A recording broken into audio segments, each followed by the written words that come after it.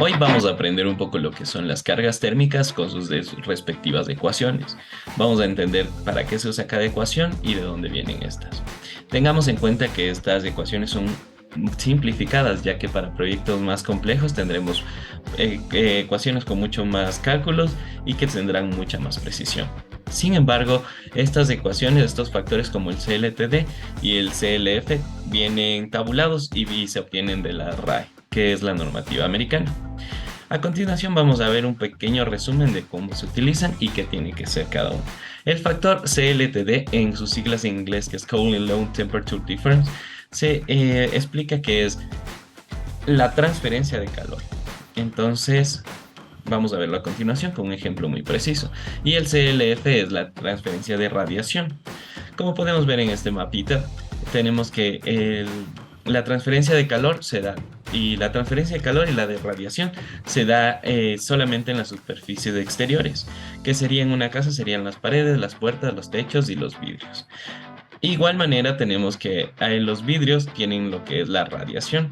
Y las superficies interiores simplemente se utiliza la ecuación que ya hemos visto en videos anteriores, que es la de eh, U por A por la variación de temperatura, donde A es donde podemos ver aquí, donde A es el área total, la U es el coeficiente de transferencia de calor.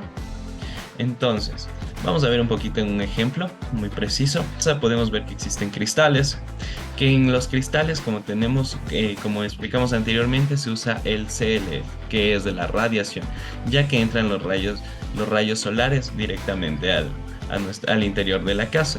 Y tenemos también superficies como en este caso puede ser de concreto, de madera, diferentes superficies, que esas utiliza el CLTD. Tengamos en cuenta que en los vidrios, en los cristales, también se tiene que tener en cuenta el factor CLTD, como vemos aquí. En los cristales se tiene en cuenta lo que es el CLTD y se suma el factor de la radiación. Aquí podemos ver un poco lo que sería la otra ecuación, en donde no se toma en cuenta ni siquiera el factor CLTD ni el factor de radiación, donde nada más se toma en cuenta la variación de temperatura. A tener en cuenta que si existe el tema de aires acondicionados o algún equipo de refrigeración o acondicionamiento de aire, la variación de temperatura será igual a cero. Y si no existe ningún equipo de estos, la variación de temperatura va a ser la temperatura exterior menos la temperatura interior.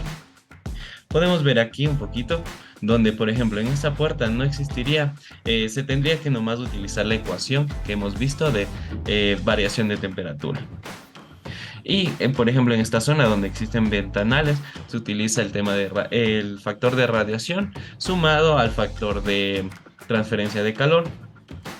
Igualmente, existen zonas, por ejemplo, aquí donde está en el exterior, que sería tema de transferencia de calor, ventanales con la radiación transferencia de calor, puertas y paredes interiores en donde no se toma en cuenta sino nada más que la variación de temperatura.